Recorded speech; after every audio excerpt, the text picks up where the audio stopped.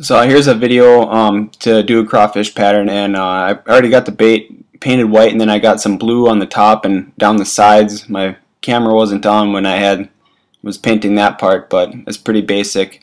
Now I got this stencil cut out for the scallops on the bottom. I got white going back in here to get that back, get the detail put back in there to start with the scallops on the bottom of the bait. It'll blend in with the white. You can kind of see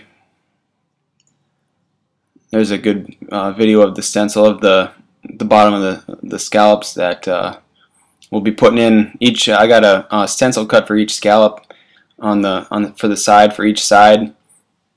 And basically just draw on a bait on both sides and then draw on the stencil and cut it out, and that will takes a little sanding. There's a good video of the scallops on the bottom. Once you get the stencils cut out, it might take you a couple times of making sure all your scallops are going to line up. Even this one here I need to do a little bit more work on, but it's a good start. So I'm gonna go. I got that scallop, the bottom, put back on. I got some just light brown here. I'm gonna just add a little detail at the bottom, and you can. This here might not be necessary, but I think if you were gonna have two contrasting colors, it would be a good help to have this stencil in. So you can see that just that nice little contrast, that light brown. Nothing too crazy. There's a picture of the first scallop stencil, the bigger one by the head there. And there's the next one, just kind of, as you can see my line there where I was cutting it out. And there's the next one.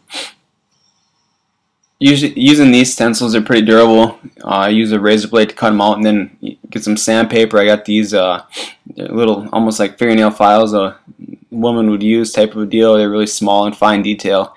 You can really get in and get out what you want in small spaces. So now I got a gold color. I'm gonna start putting the detail on the side. I'll start with the at the head, the front of the bait, and work my way back in order of so basically what you're trying to do here is spray more on the stencil and then have kind of the overspray go on the bait. And there we go after that's done. So after you do a few paint with the stencils a few times, you can kind of notice where you need to maybe round out some edges a little better type of a deal, or move them over so they connect better, I guess you could say too. So this has been a trial and error thing for me, trying to get it figured out, but basically I'm just spraying on the back side of each scallop and the bottom, and like I said, with basically painting on the stencil and having the overspray kind of go past where the stencil is at.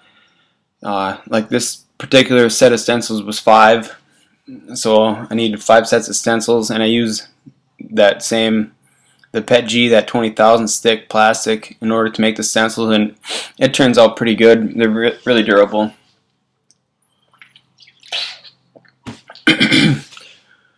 So going through and just working my way back on all of them, each one. This is kind of a lower air pressure too. You want to use a paint that's pretty, that you know is going to flow good at a low air pressure, the color.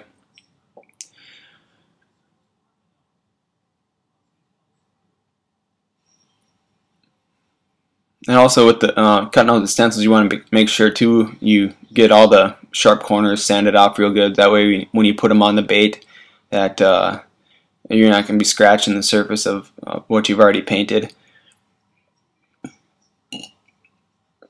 Now I'm going on the other side with the front.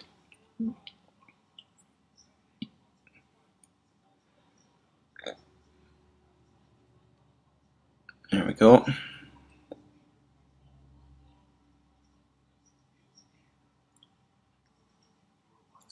That's what the nice thing about these vacuum form stencils is, that they're going to sit on the bait the same every time.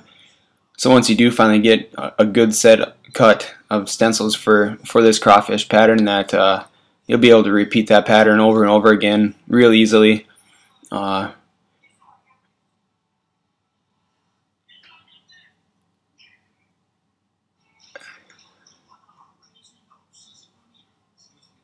we got that side done now.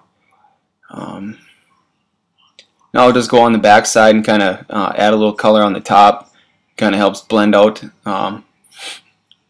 anywhere kind of on the top where you'll notice that if your lines aren't all even on each side, coming up on the scallops, that you want to maybe do this step.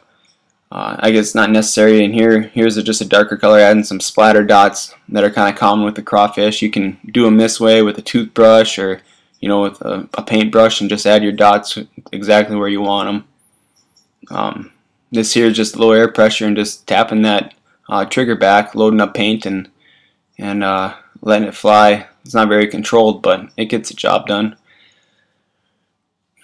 Now here's a picture of all the stencils that I have cut out, as you can see, in order of how they would go on.